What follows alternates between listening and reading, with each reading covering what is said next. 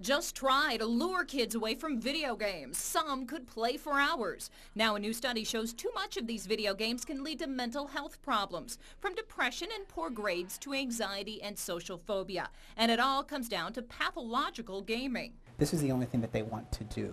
I sat down with child psychiatrist Dr. Brandon Strange at Nationwide Children's Hospital, and the thrill of video games can be addicting.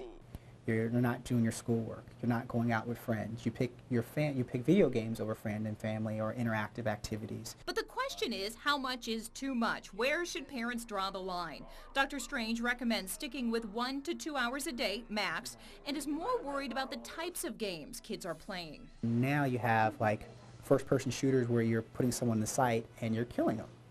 So I would also not just look at how much time they're spending on the video games, but what games they're playing. Grand Theft Auto, you get points for shooting at the police, mugging people, hurting people.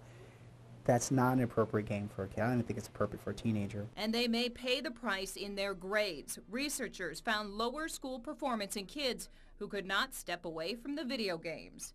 Ellie Merritt, NBC4.